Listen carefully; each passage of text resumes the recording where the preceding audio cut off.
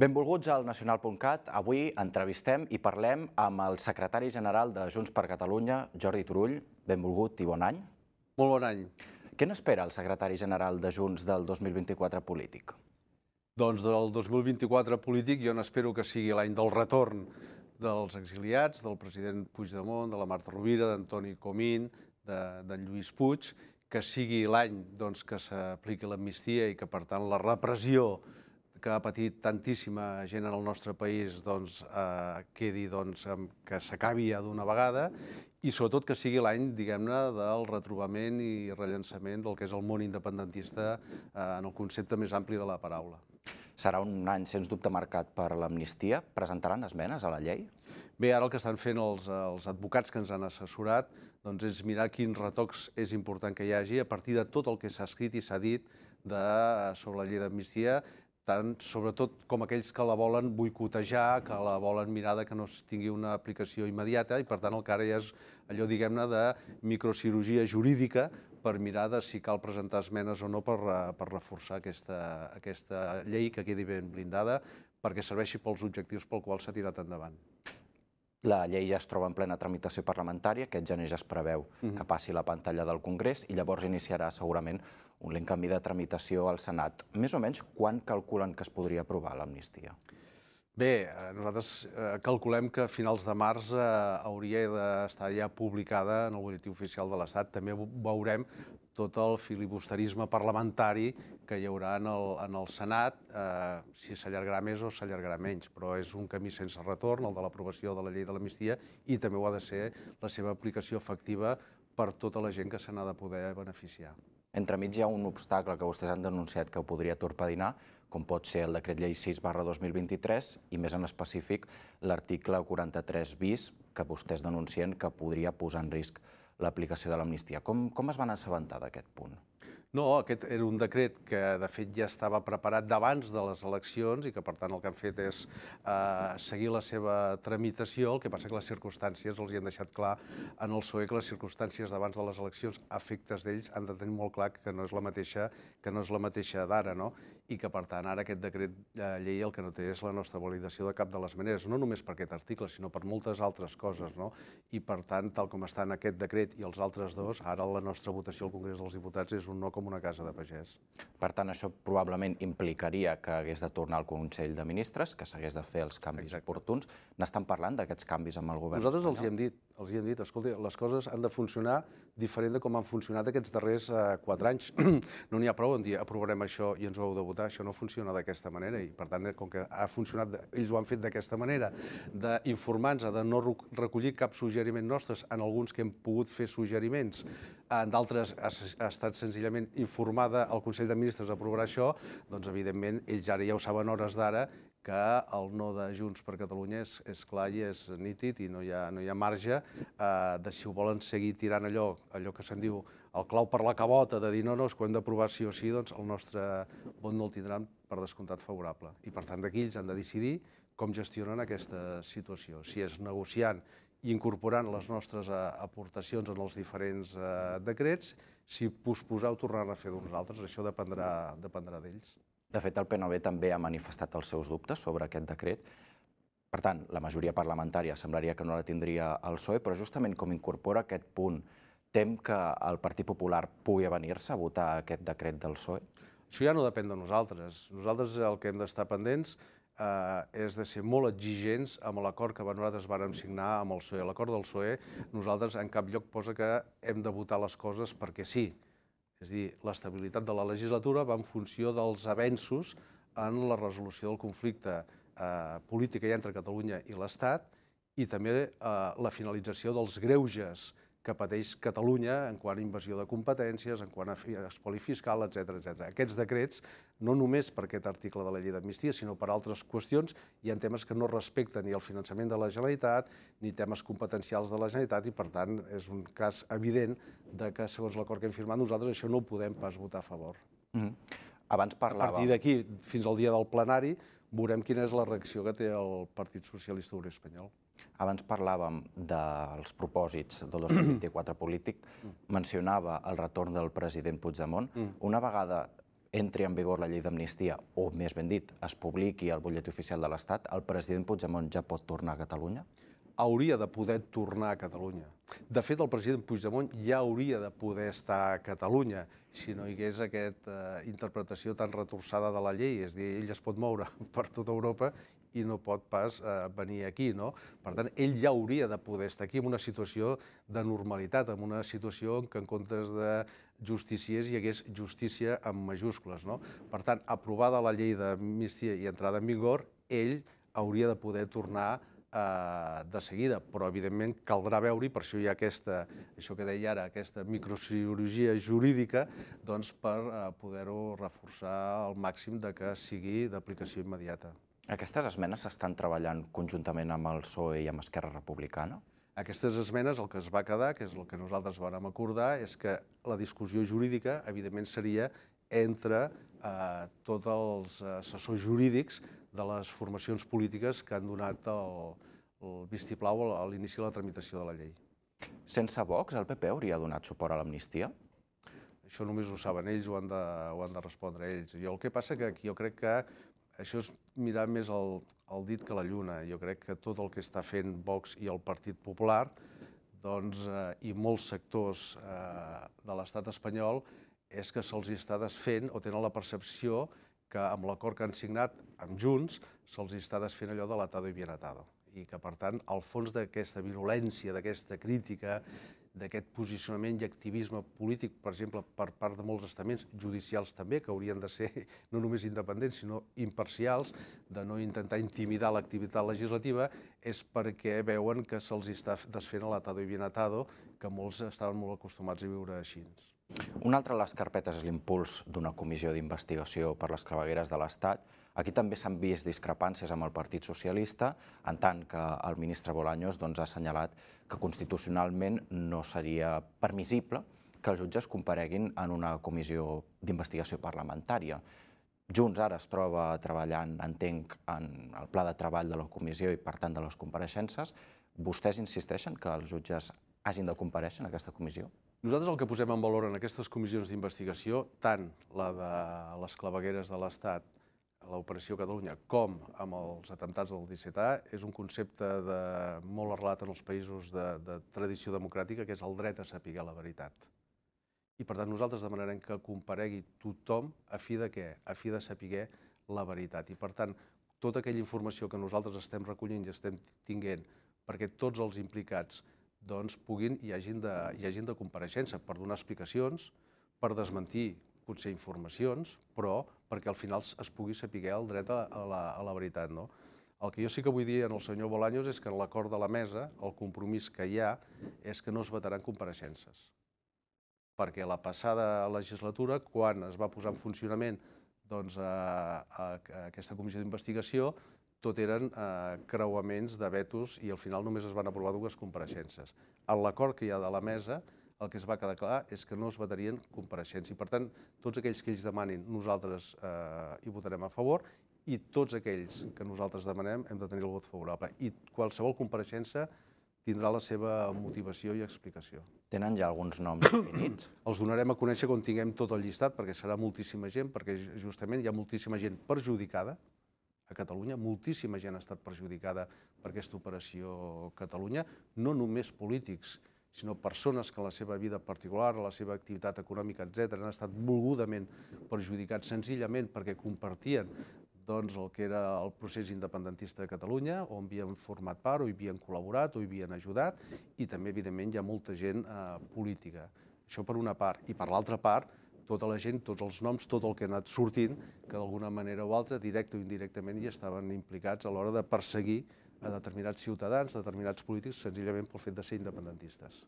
Hem vist jutges molestos amb la llei d'amnistia, hem vist queixes del president del Consell General del Poder Judicial per les manifestacions que va fer la portaveu de Junts al Congrés, Míriam Nogueras.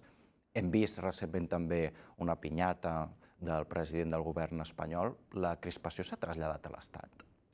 Bé, jo crec que a l'Estat passa allò que et deia abans, no? Se'ls està desfent l'atado i bien atado. Aquí hi havia uns jutges, una cúpula judicial. Jo sempre vull dir que de jutges i de fiscals n'hi ha molts, i n'hi ha molts de molt bons, molt professionals, que creuen en la justícia. Però després hi ha una cúpula judicial que es creu amb el dret de decidir què es pot fer en política, qui pot fer política, com es pot fer la política, sempre garantint això, les essències d'allò d'aquell estament que no va acabar de fer la transició. I per tant això ha sigut disruptiu, aquest acord que nosaltres hem fet amb el Partit Socialista Obrer Espanyol, i això ha trencat moltes costures, i per això hi ha la tensió que hi ha a l'Estat, perquè se'ls està desfent allò de dir, escolta, vagin fent, però nosaltres ho tenim allò atado i bien atado tot plegat, i ara veuen que això se'ls hi pot desfer. Aquest acord amb el Partit Socialista suposa un canvi de Junts cap al camí de la via de la negociació, com retreu Esquerra Republicana? De cap manera. De fet, si agafeu, i nosaltres ens vam permetre de fer un recull de totes les vegades que el mateix president Puigdemont havia demanat que hi hagués una negociació, no un diàleg per fer bullir l'olla, no, una negociació seriosa amb mediadors, amb gent que certifiqués, que ajudés, que verifiqués, etc., per solucionar el conflicte polític. I des del 2017 fins ara, més de 300 vegades s'havia apel·lat, o bé amb articles de premsa, o bé amb entrevistes, bé amb tuits, etc., en aquesta negociació seriosa per resoldre el conflicte polític. Per tant, el que ha passat ara, que fins ara ens volien tenir al racó, no ens feien cas, ens menyspreaven, etc. En el moment en què els nostres 7 vots són imprescindibles, aquí qui ha fet un viratge han estat altres forces polítiques, i nosaltres estem on estàvem. Nosaltres sempre dèiem, primer, l'estat espanyol no és de fiar, ni les forces polítiques de l'estat espanyol són de fiar, i per tant, qualsevol negociació que ha d'haver-hi entre les parts ha de ser amb algú que certifiqui, que verifiqui els acords que s'arriben.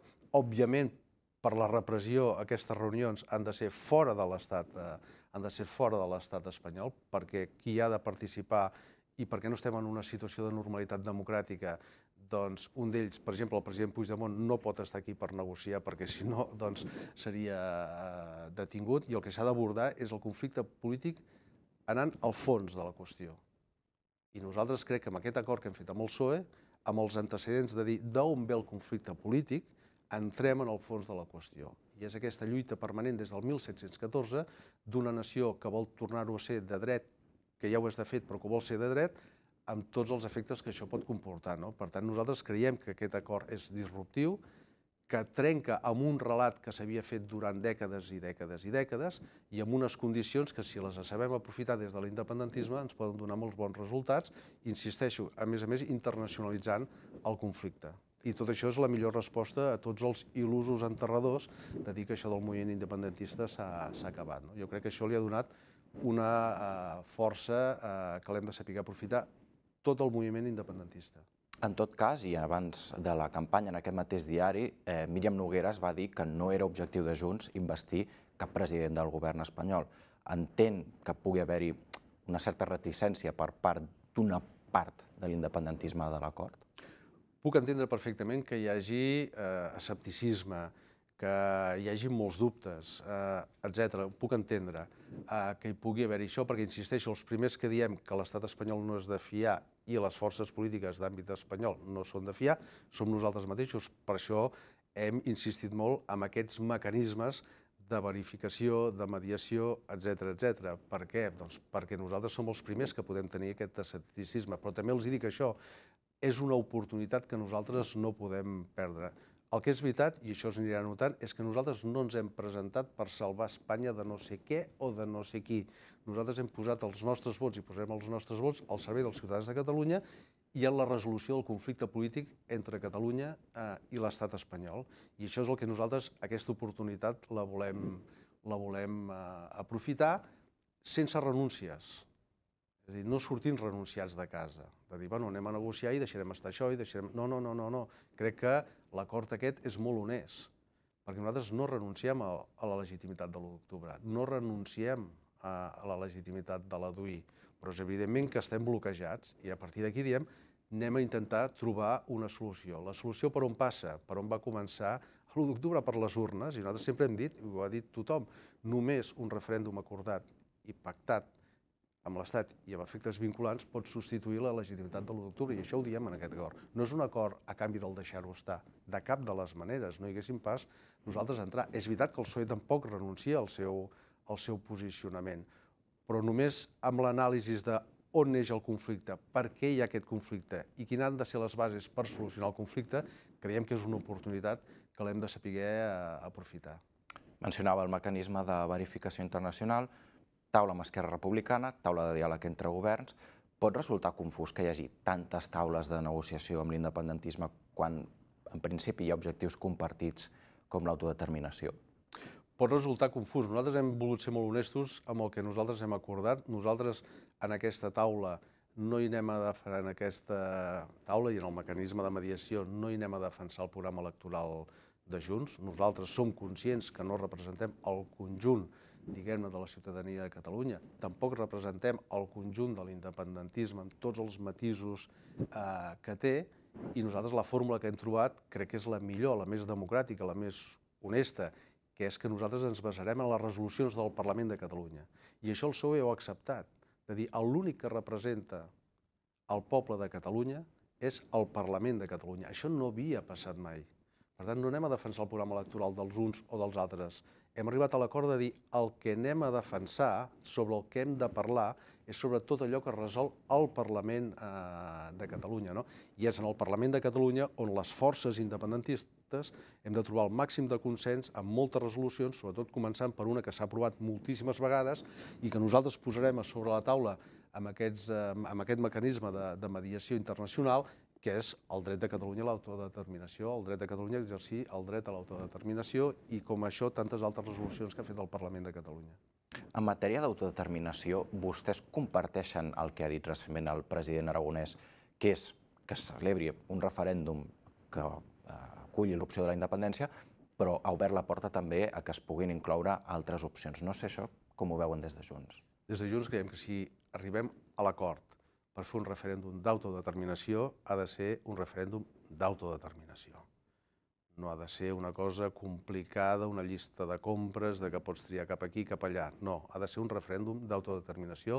Els catalans s'han guanyat el dret a decidir sobre el seu futur polític i, en aquest sentit, el debat, el conflicte polític que hi ha, i la pregunta ha de ser molt clara, ser independència sí, independència no. Per tant, nosaltres el que no començarem és a posar aigua al vi per una cosa que ha treballat tantíssima gent, que ha mobilitzat tantíssima gent, que tanta gent ha sofert les conseqüències d'aquesta mobilització i, per tant, no jugar fent-se trampes al solitari. Si volem resoldre el conflicte polític exercint el dret a l'autodeterminació, el referèndum ha de ser molt clar, ha de ser molt explícit, perquè sapiguem on estem, perquè sapiguem quanta gent a Catalunya està a favor de la independència, vol la independència a Catalunya, i quanta gent està per altres opcions. Per tant, Junts descarta un referèndum que sigui independència o major desplegament de l'autogovern. Exacte. Nosaltres el que defensem és un referèndum d'autodeterminació en què la pregunta sigui binària, vostè està a favor de la independència de Catalunya, sí o no? Ja tenen nova data de la reunió del mecanisme de verificació internacional? Sí, tenim nova data, però evidentment no la podem fer pública perquè insistim molt. La condició que ens posa aquest mecanisme de verificació internacional és que no sigui discret, és que sigui secret. I perquè això pugui funcionar nosaltres ho respectarem i no buscarem per un titular poder posar en risc un mecanisme que, insisteixo, el volem aprofitar molt. La part de l'acord que diu que la reunió serà mensual s'està complint, per tant? Sí. I la delegació de Junts serà la mateixa? La delegació de Junts serà la que acordi Junts, que hi anirem, però també insisteixo que tant les persones que formen part d'una delegació com de l'altra, és a dir, qui hi ha al voltant d'aquella taula, una de les condicions que també es va posar és que fos secret. I, per tant, Junts hi estarà molt ben representat i tampoc direm els noms de les persones que hi aniran. Parlant de reunions, també va avançar que hi hauria una trobada entre els presidents Pedro Sánchez i Carles Puigdemont. Al principi hi havia alguns dubtes des de la Moncloa sobre aquesta trobada. Més endavant es va reconèixer que efectivament es produiria, però ells matisen que serà després de l'aprovació de la llei d'amnistia. Això és així? Aquest no és pas l'acord que sigui després de l'aprovació de la llei d'amnistia i, per tant, aquests dies hem d'acabar de concretar. És veritat que quan hi ha hagut això, que no va ser possible al darrer ple d'Estrasburg, que es pogués produir aquesta reunió amb tots els ets i uts. Després han vingut les festes de Nadal, les vacances, etc., però aquesta reunió s'ha de concretar quan abans millor. Encara no hi ha data, però. Ara no hi ha data, no. Ara el que hi ha són trobades en què hem de quedar quina data es produirà això, per preparar. L'acord també explicita que l'estabilitat de la legislatura està subjecta a que hi hagi avenços. En el calendari de Junts hi ha alguna limitació temporal per determinar si s'estan produint avenços o no? Més que limitació temporal, el que hi haurà són fets, negociacions i votacions. Per exemple, abans he posat l'exemple, aquests decrets, tal com estan fets en el fons i en la fórmula, no suposen cap avenç, sinó el contrari. Per tant, no hi donarem estabilitat en el sentit de dir ens toca votar que sí, perquè sí.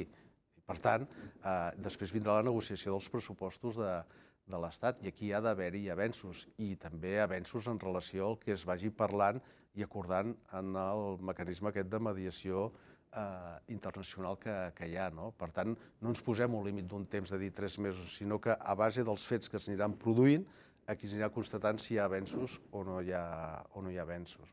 Estem a l'inici de tot això, però per tant és evident que tu al cap d'un temps ja te'n dones compte de si això va o no va.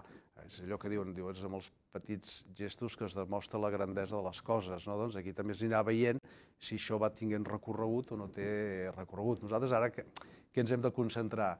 Home, ens hem de concentrar a posar el bo i millor de nosaltres, de la part de Junts, perquè això funcioni i perquè avancem cap als 2 grans objectius que nosaltres hem marcat i sobretot cap a la qüestió del referèndum d'autodeterminació, més que estar tot el dia concentrats en què farem si això no funciona, que queda clar que si no funciona la legislatura a efectes nostres es pot donar per acabada, però ja sé que sempre ens volem saltar pantalles de i si això no. Nosaltres estem concentrats, igual que un acord com aquest fa molt temps algú hagués pensat que era impossible que el PSOE reconegués que el conflicte polític de Catalunya amb l'Estat ve del 1714, que qui representa el poble de Catalunya és només el Parlament de Catalunya, quan això semblava impossible que es pogués acceptar, o que hi hauria una llei d'amnistia que deia que això era inconstitucional de totes, doncs nosaltres ara volem seguir amb la mateixa manera que ho hem fet fins ara per concentrar i posar el bo i millor per assolir aquest gran objectiu que és el referèndum d'autodeterminació. Ara em faré això de saltar pantalles, però en l'hipotètic cas que no hi hagués avenços, un hipotètic escenari podria ser una moció de censura?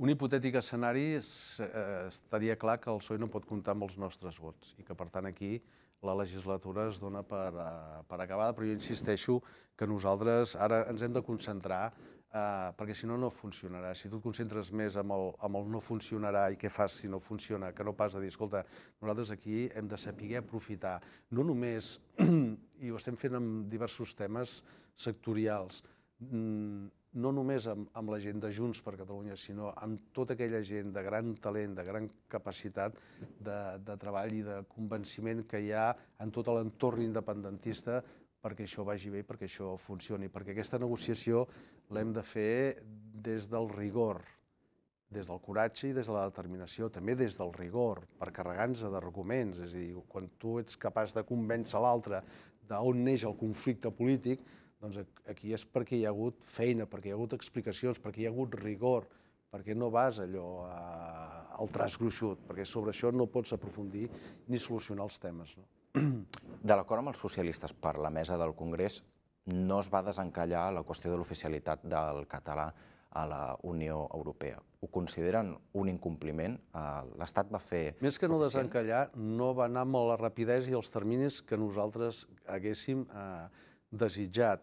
Aquí és veritat que segur que es podia haver, diguem-ne, ser més insistent, però també és veritat que aquí s'ha hagut de batallar contra molta campanya en contra que això sigui possible, però nosaltres, que aquí, com deia, i aprofitant molta gent que té molt de coneixement, de rigor, tant amb el tema de les institucions europees com amb el tema lingüístic, hi ha un cert, diguem-ne, monitoratge de tots els passos que s'han d'anar fent per salvar totes les dificultats que en aquest sentit hi ha i encara hi som. I nosaltres considerem que s'ha engegat aquest camí que ja no té retorn perquè el català sigui una llengua oficial a Europa, una cosa que s'havia batallat durant anys i panys per part de molts sectors, per part d'institucions, etc. Ara ja és un camí iniciat que crec que no té volta de fulla i que s'acabarà produint. I ara ens hem de concentrar en això, en acabar de rematar la feina amb aquesta qüestió. És veritat que es podia haver estat més contundent per part de l'estat espanyol, és veritat, i nosaltres ho hem dit i ho hem denunciat, però també és veritat que aquí, per exemple, el Partit Popular, aprofitant tots els seus contactes a nivell internacional, ha intentat doncs, boicotejar que això pugui tirar endavant. No? Confien que pugui ser amb la presidència belga? Bé, nosaltres confiem més que amb la presidència, amb la belga hi podem tenir confiança, però ja és una qüestió que ells mateixos han dit que això seguiria avançant amb els tràmits que estava previst i podent, diguem-ne, saltar tots els obstacles que en aquest sentit hi ha. I és un tema que s'està treballant setmana rere setmana amb persones que ens estan ajudant molt a nivell de les diferents institucions internacionals. Però de la mateixa manera que n'hi ha que estem treballant molt perquè això tiri endavant, n'hi ha que estan treballant molt perquè això no tiri endavant per part d'alguna força política de l'estat espanyol. En el capítol de pressupostos, quines són les principals reclamacions que posarà al damunt de la taula Junts en els comptes de l'Estat? Bé, nosaltres ho farem públic en el moment en què tinguem ja avançades les negociacions. Jo amb això vull explicar una cosa perquè és de la manera que hem optat, podem estar equivocats o no, de com funcionarem. És a dir, no farem una negociació pels mitjans de comunicació. No serà pels mitjans de comunicació.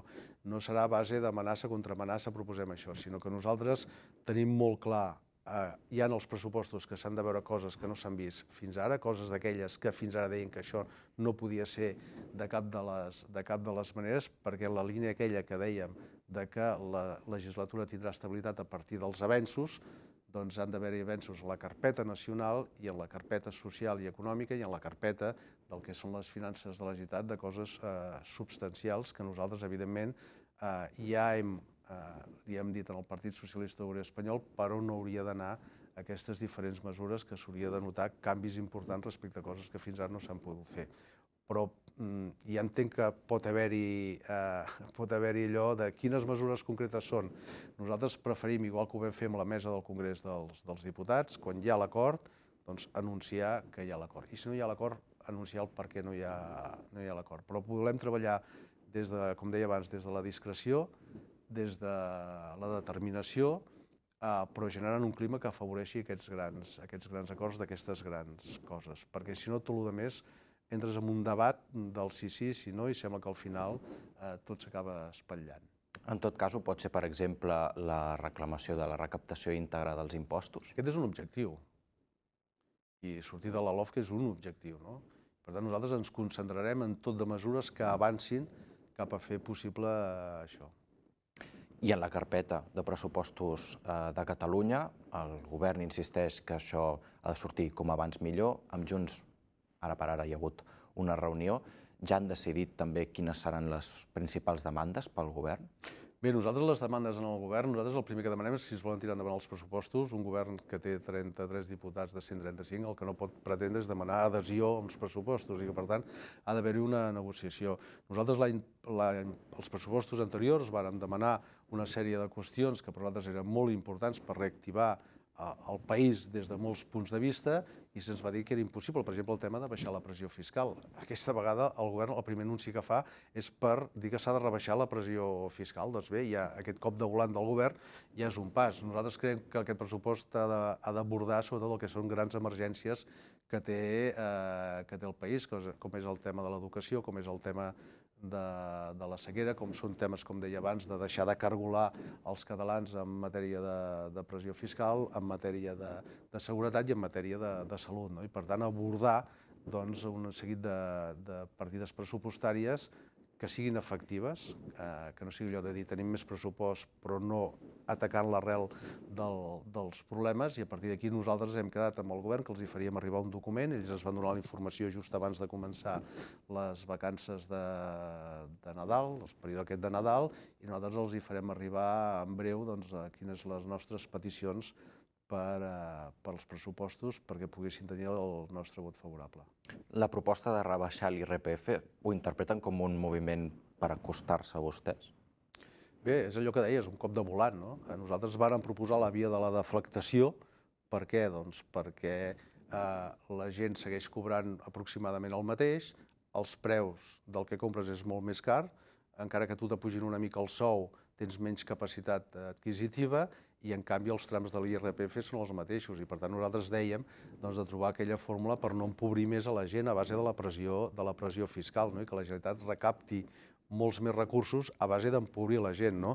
I que, per tant, nosaltres el tema de la disminució de la pressió fiscal sobre els ciutadans és un tema que l'hem d'abordar sí o sí, que nosaltres el reclamem i el reclamem desacomplexadament, perquè si no estem empobrint el país, la Generalitat té més diners, els mal gestiona i, a més, estem empobrint la gent, no? Per tant, nosaltres la rebaixa de la pressió fiscal és un dels objectius que tenim en aquests pressupostos, però llavors també el tema de la despesa, a on destinem la despesa. Aquí cal dir una cosa, com parlem de la rebaixa de la pressió fiscal, que és que a l'hora de fer els pressupostos de la Generalitat no hi ha tant un problema de la despesa com dels ingressos. Vull dir, no hem d'oblidar que el mal major que patim és l'espoli fiscal que viu Catalunya. Ara, aquest espoli fiscal que estem patint no el podem solucionar a base de cargolar més a la gent, els catalans, amb més impostos, i de gestionar des de la manca de rigor, sinó que s'ha de ser molt més curós amb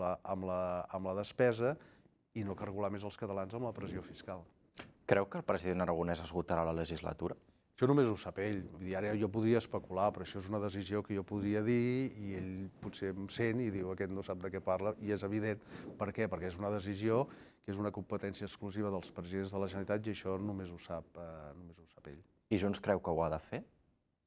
Bé, nosaltres creiem que estem ja en un final d'etapa, nosaltres creiem que hi ha un govern que els que són els grans reptes que té el país el gestiona des de la resignació i des de l'anar fent i moltes vegades inclús espatllant-ho més.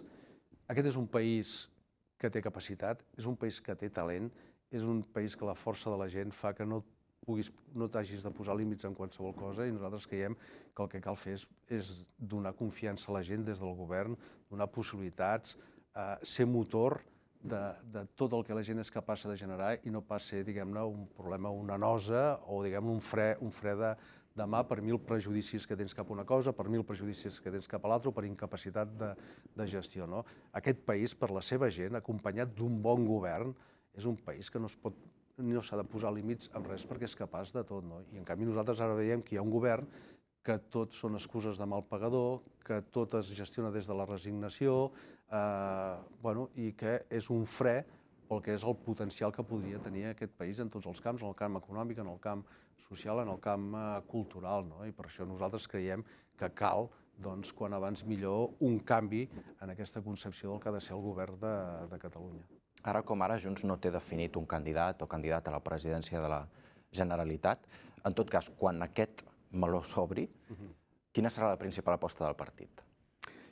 Bé, quan s'obri el meló nosaltres l'abordarem. Jo crec que no és cap secret i crec que ho hem dit tots i les expectatives ara són diferents fa un temps, però per nosaltres és evident que a nosaltres ens agradaria, per part de Junts, crec que és una cosa molt extesa i jo crec que va més enllà de Junts és que el president Puigdemont pogués liderar això. Ara veurem com avança tot. Nosaltres el que ara estem concentrats és en això, és en oferir al país i a tot el moviment també independentista aquestes propostes pel rellançament, per no viure des de la resignació, sinó des de la fermesa, des del coratge, des de la il·lusió, des de dir, escolta, nosaltres podem assolir objectius que fins ara no s'havien plantejat. L'amnistia, si el president Puigdemont fos amnistiat, podria ser candidat. L'amnistia també entenc que se li estendria, per exemple, a vostè i, per tant, decauria la inhabilitació que actualment té. Li agradaria tornar a la primera línia política? Encara que ja us estigui com a secretari general. A la primera línia política, almenys a l'hora de rebre d'això, un ja nota que ja és... Jo sempre he dit que no és tan important el ser com el fer, i per tant el meu compromís amb el país, amb Catalunya i sobretot també amb el moviment independentista és total i és absolut. I per tant, escolti, jo ara estic inhabilitat per no sé quants anys encara em queden, però el que no m'inhabilitarà mai és del meu compromís actiu amb aquest país, amb la seva gent i per assolir la independència de Catalunya. Per tant, no faig càlculs de si l'amnistia o si aquest càrrec o l'altre, sinó el compromís de ser-hi com tantíssima gent que hi ha al país i que gràcies a ella, sense tenir cap càrrec públic, doncs aquest país tira endavant i també el moviment independentista ha estat capaç de tirar endavant. Sí, com si quan torni a haver-hi eleccions a Catalunya, de ben segur que caldrà arribar a acords amb altres formacions per arribar a una majoria parlamentària. La distància actual amb Esquerra fa pensar que sigui possible revalidar un acord independentista? I nosaltres el que hem de fer és, jo li deia que aquest any, diguem-ne, 2024, m'agradaria que fos molt l'any, diguem-ne, del retorn de tots els que no poden estar aquí, dels lideratges independentistes que hi ha, del retrobament del moviment independentista amb el sentit més ampli de la paraula, no només de partits, sinó de tota aquella gent que vam estar capaços de fer el que es va fer el 2017 i que no vam poder culminar, i del rellançament de l'estratègia independentista. I per tant nosaltres des de Junts ens concentrarem molt en això, però des de la base. A vegades es planteja un debat que és com començar la casa per la teulada, de dir, escolti, vostès amb aquests faran això. Escolta, primer anem a parlar del com i del què, perquè la gent hi és, la gent no ha deixat de ser independentista, i el que hem de fer nosaltres és ser capaços d'oferir un nou horitzó, un horitzó que sigui, vista l'experiència, vista els aprenentatges que nosaltres tenim de tot això, perquè sigui possible culminar el que vàrem votar i decidir a l'1 d'octubre. I això és el que nosaltres ens concentrarem. A partir d'aquí, si això som capaços de fer-ho, que això també la gent ho reclama, d'allò d'anar a la una, però no en el sentit d'una unitat artificial, sinó d'anar a la una, serà possible si ens marquem unes fites i un horitzó. Nosaltres ens concentrarem. A partir d'aquí, tot pot acabar de ser impossible. També, finalment, després d'unes hipotètiques eleccions al Parlament de Catalunya, també s'haurà de veure els ciutadans de Catalunya quin és el seu veredicte i quina correlació de forces donen en funció de les propostes dels uns i dels altres. I amb el PSC? Amb el PSC què? Seria possible arribar a un pacte?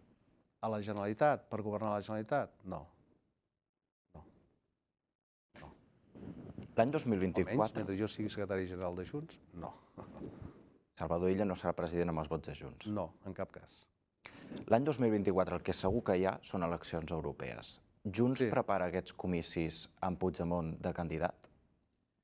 Crec que és el millor candidat que nosaltres tenim. Crec que la feinada que s'ha fet a Europa del que pot pretendre un ciutadà de Catalunya, de tenir la veu de Catalunya a Europa, crec que ha estat absolutament disruptiva. Crec que, a més, tens, diguem-ne, una de les persones que se l'ha classificat com de les més influents que hi ha en l'àmbit europeu, i, per tant, jo diria que el president Puigdemont és un luxe de candidat que nosaltres podem tenir sempre que ell vulgui. Crec que, en aquest cas, ell ho acceptarà, de tenir el millor candidat de cara a les eleccions europees, que són les que són certes, que tenim data, i que seran la feina que ha fet ell, la feina que s'ha fet des de Brussel·les, des del Parlament Europeu i també Estrasburg. El Parlament Europeu ha estat increïble i la veu de Catalunya s'ha sentit com mai i s'ha parlat com mai de Catalunya des que el president Puigdemont va liderar aquesta candidatura allà.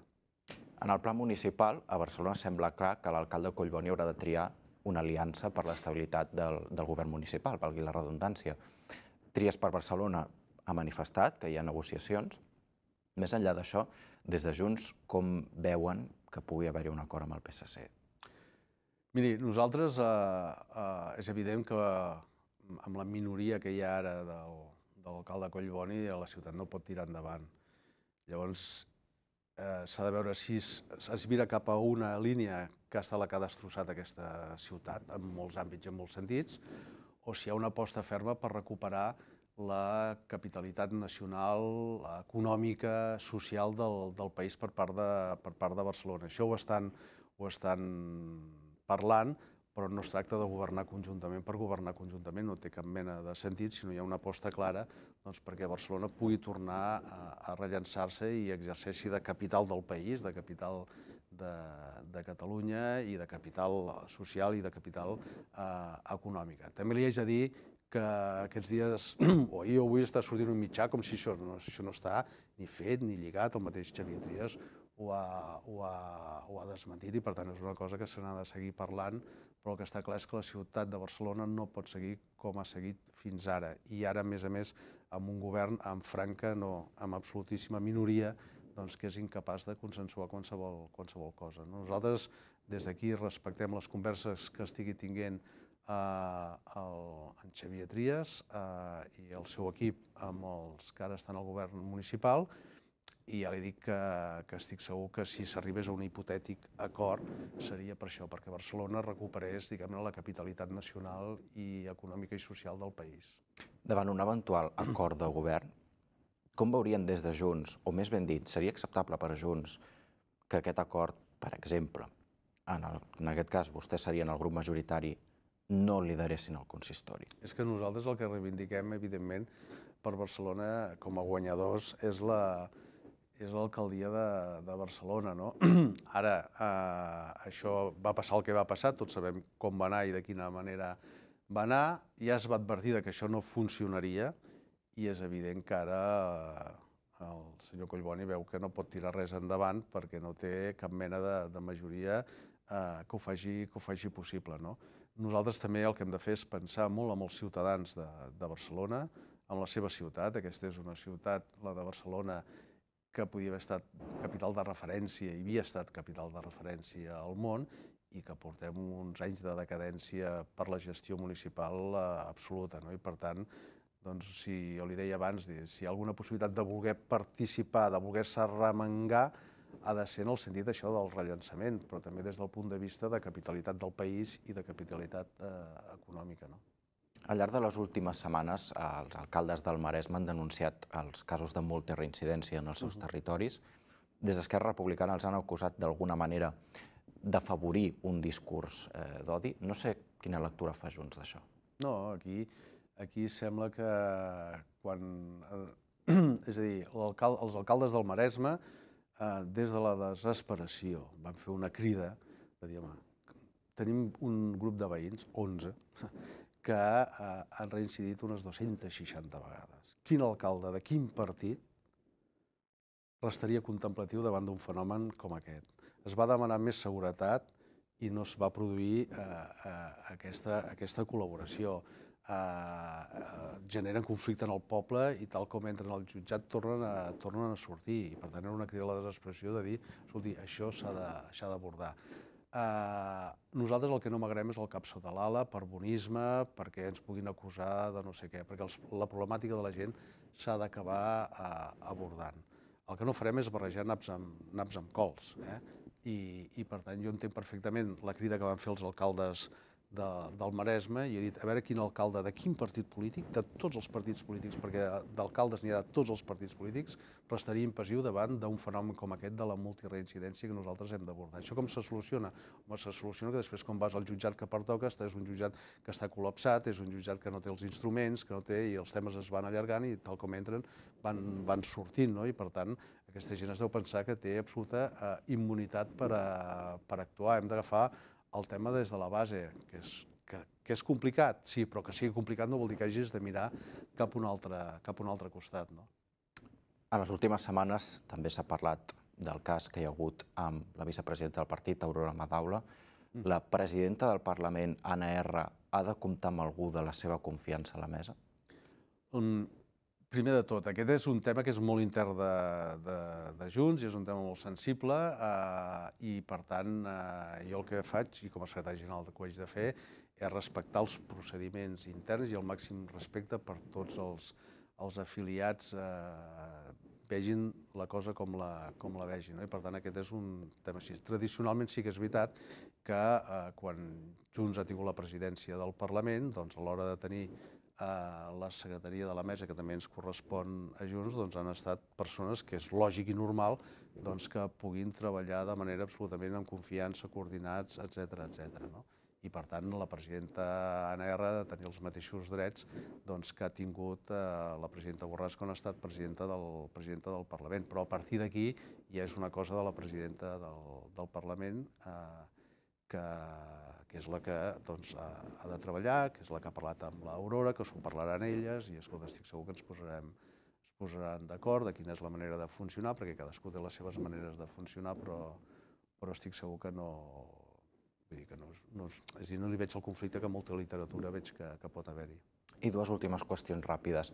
Si el Suprem confirma la sentència a la presidenta del partit, Laura Borràs, la seva continuïtat al capdavant del partit està garantida? Mira, nosaltres el primer que hem de dir és, jo deia abans allò de saltar les pantalles, no? I per tant, si hi ha justícia no la confirmarà la sentència. I per tant, nosaltres el que s'està concentrant la defensa, en aquest cas de la presidenta Borràs, en els recursos que han fet és que no es confirmi aquesta sentència, no? I per tant nosaltres el que treballem i el que ha treballat la presidenta Borràs i el que està treballant sobretot la seva defensa és perquè aquesta sentència no es confirmi, perquè és que si no, quan ja et saltes allò que et deia abans, una pantalla, ja dones per fet que entres en una situació de normalitat, de dir no, és que l'han de confirmar i ja està. No l'haurien de confirmar i per tant és el que esperem que passi amb la sentència del Suprem, tot i que tots coneixem el Suprem. Però si es confirma no tenen res decidit. No hi ha res decidit i per tant, escolti, aquest és un tema que nosaltres el que hem de posar és a dir, nosaltres el que no deixarem de denunciar és la persecució que molta gent té pel fet de ser independentista. És a dir, hagués estat igual el cas si en comptes de ser la presidenta Borràs hagués estat una altra persona? Això ho ha dit tothom que no. I per tant nosaltres no ho deixarem de denunciar aquesta situació, perquè plantejar-te escenaris de donar per bona la sentència és fer-los el joc en aquells que el que volen és anar-nos disminuint, anar-nos dividint, anar-nos enfrontant. I per tant crec que nosaltres amb tot aquest afer, i jo com a secretari general, hem estat clars i hem estat explícits i per tant jo no donaré per bo, pensant en un escenari que ja donem per fet que el Tribunal Suprem ratificarà aquesta sentència. Ho ha dit tothom. Tothom vol dir tothom, de totes les forces polítiques. Després van actuar d'una altra manera, però tothom ho va dir, que si no s'hagués tractat de la persona que es tractava, aquesta sentència no hagués arribat en la dimensió que va arribar. El proper Consell Nacional de Junts debatrà la incorporació d'independents que es van afegir a la llista del partit a les eleccions municipals. Aproximadament parlem d'unes 3.000 persones. Quin objectiu persegueix això? Fer el partit més gran. I llavors hi ha una lògica que és que gent que ha donat la cara pel teu projecte polític en tots els pobles i poblets de Catalunya, doncs a l'hora d'anar a buscar afiliats, de dir, escolta, doncs va, fes-te afiliat, i a més entraràs ja amb els mateixos drets i deures com si ja haguessis estat 6 mesos, perquè fa 6 mesos et vas presentar donant la cara per Junts per Catalunya en aquesta ciutat o en aquest poble. Per tant, quin objectiu persegueix? Doncs que hi hagi més gent afiliada al nostre partit, que això vol dir més veus, més gent que participa, més gent que dona la seva opinió, que ells també tinguin molta més informació, molt més suport per part del partit. Entenem que és una cosa lògica i, a més perquè a vegades hi ha molta gent que és afiliat i no ho sap ningú i, en canvi, gent que no és afiliada i que va en una llista de Junts per Catalunya, doncs que tot el poble sap de dir, mira, aquest és de Junts, igual que molts altres partits. Vull dir, jo crec que quan tu et mulles més per una opció política és quan vas a unes eleccions municipals, perquè surts a la llista, surts a les fotos, surts a tot arreu, participes dels actes. A les llistes municipals, i jo personalment, quan he anat a molts actes de presentacions de llistes municipals, hi ha gent molt ferma, molt maca, de dir, ostres, ens agradaria poder comptar amb aquesta persona, no només perquè es quedi a la seva aportació en el seu municipi, sinó que hi ha gent molt ferma, molt vàlida, que té idees, que té criteri, que té una visió molt interessant de les coses a nivell no només del seu municipi, sinó a nivell de temes sectorials de la vida del dia a dia o de temes nacionals, etc. I per tant les volem incorporar i per això nosaltres hem fet aquesta proposta que senzillament és dir, escolti, si vostè que anava a les llistes municipals de Junts es fa afiliat, doncs ja té els mateixos drets i deures que qualsevol afiliat i no és allò d'esperar 6 mesos a poder tenir tots els drets i tots els deures. Jordi Turull, secretari general de Junts per Catalunya, moltes gràcies per haver estat avui aquí al nacional.cat. Moltes gràcies a vosaltres.